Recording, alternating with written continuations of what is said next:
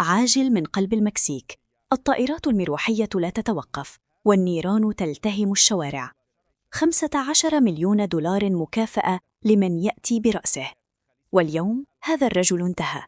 مقتل المنشو، زعيم أخطر كارتيلات المكسيك، لم ينهي الحرب، بل فجر بركاناً من العنف في 5 ولايات كاملة.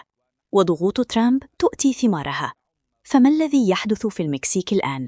وهل العالم على أعتاب حرب شوارع لا تهدأ؟ إليكم القصة الكاملة. في عملية عسكرية خاطفة بمدينة تالبا دي أليندي بولاية خاليسكو، حاصرت القوات المكسيكية الخاصة المعقل السري لنيميسيو أوسيغيرا سيرفانتيس، المعروف بلقب المنشو. المعلومات المسربة تشير إلى مواجهة ضارية انتهت بإصابة زعيم الكارتيل بجروح خطيرة. وبالرغم من محاولات إسعافه ونقله جوياً، إلا أن أنفاسه تلاشت في السماء قبل أن تصل المروحية إلى وجهتها. رحل الرجل الغامض الذي لم يكن مجرد تاجر مخدرات، بل كان ضابط شرطة سابقاً، استغل خبرته الأمنية لبناء منظمة إجرامية عابرة للقارات، جعلت من كارتيل خاليسكو نيو جينيريشن CJNG جيشاً موازياً للدولة. لكن الثمن كان فورياً ودموياً.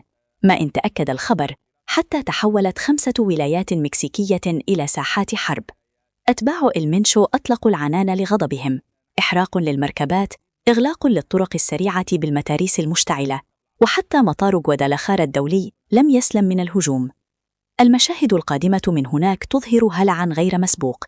السفارة الأمريكية في المكسيك أصدرت تحذيراً عاجلاً لرعاياها: ابقوا في منازلكم، ابحثوا عن مأوى آمن. فالانتقام لم يعد مجرد تهديد، بل واقع يعيشه المكسيكيون في لحظات عصيبة، حيث تحاول العصابة إثبات أنها لا تزال قوية حتى دون رأسها المدبر.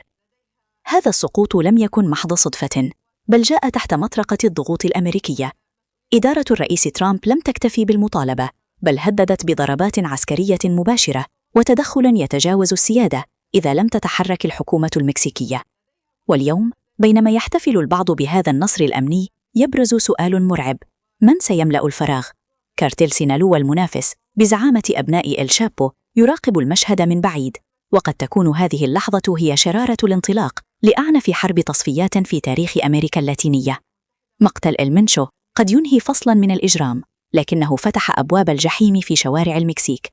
هل ستنجح الدولة في فرض سيطرتها، أم أن الكارتيلات ستثبت أنها أقوى من الرصاص؟